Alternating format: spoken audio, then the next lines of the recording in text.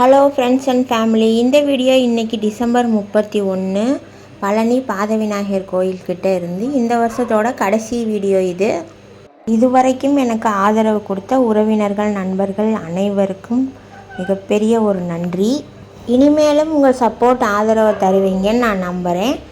பழனியில் கூட்டம் அதிகமாக தான் இருக்குது. ஐயப்ப சுவாமி பக்தர்கள் கூட்டம் குறைஞ்சிருச்சு, அவங்க கூட்டம் இல்லை. மற்றபடி வருஷமெல்லாம் வர்ற நம்ம தமிழ்நாட்டு பக்தர்கள், பாத யாத்திரை பக்தர்கள் கூட்டம் இருக்குது.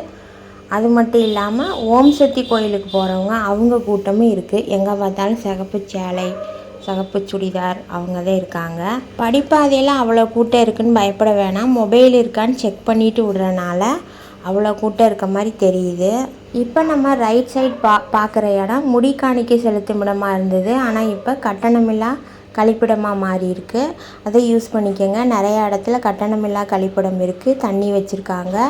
பாத விநாயகர் கோயிலுக்கு அடுத்தே ஆரோ வாட்டர்லாம் இருக்குது. அங்கங்கே கிருவீதி சுற்றி டேங்க்கில் தண்ணி வச்சுருக்காங்க. தேவைப்படுறவங்க பயன்படுத்திக்கோங்க. அதிகாலை 2:45 3 மணிக்குள்ளேயே கீழே கிரில் கேட் ஓப்பன் பண்ணிடுறாங்க. மார்கழி மாதங்கிறதுனால தெரியாதவங்களுக்காக ஏற்கனவே நான் வீடியோ போட்டுட்டேன். மேலே 4 மணிக்கெலாம் சாமி விஸ்வரூப தரிசனம் பார்க்கலாம். நான் சொல்கிறதுலேருந்து ஒரு 5 நிமிஷம் 10 நிமிஷம் டைமிங் முன்ன பின்ன ஆகும். இன்றைக்கி காலையில் ஒரு வீடியோ வந்திருந்தது இன்ஸ்டாகிராமில். மலையில் தெரியாமல் மொபைல் ஃபோன் கொண்டு போய் ஒரு பையன் அன்னதான கூடத்தை வீடியோ எடுத்திருக்காப்படி. அவங்களுக்கு 1000 ரூபா ஃபைன் போட்டாங்க. அந்த ஃபைன் போட்டு அந்த நோட்டீஸோடு காமிச்சிருந்தா அப்படி வீடியோவில். அதனால் தெரியாமல் கொண்டு போய் மாட்டிக்காதீங்க. நிறையா பேர் நம்ம வீடியோவை சப்ஸ்கிரைப் பண்ணாமல் பார்த்துக்கிட்டு இருக்கீங்க. சப்ஸ்கிரைப் பண்ணிவிட்டு பாருங்கள். வீடியோவை பற்றின கருத்துக்களை கமெண்டில் தெரிவிங்க. அப்படி இந்த வீடியோவுக்கு ஒரு லைக் போட்டுருங்க. ஏதாவது கமெண்ட் பண்ணிங்கன்னா எனக்கும் ஒரு யூஸ் ஆகும். அடுத்து எந்த மாதிரி வீடியோ போடலாம், என்னென்ன மிஸ்டேக் இருக்குது, குறைகள் அதெல்லாம் தெரிஞ்சுக்கலாம். அதுக்காகத்தான் சொன்னேன்.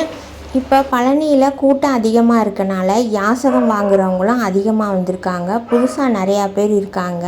அவங்களுக்கு ஏதாவது கொடுக்கணும், யாசகம் கொடுக்கணும்னு நீங்கள் விருப்பப்பட்டால் கொடுங்க. மற்றபடி நான் சித்தர் அந்த மாதிரிலாம் சொல்லிட்டு உட்காந்து ஒருத்தர்கிட்டையும் கதை கேட்டுக்கிட்டு இருக்காதீங்க.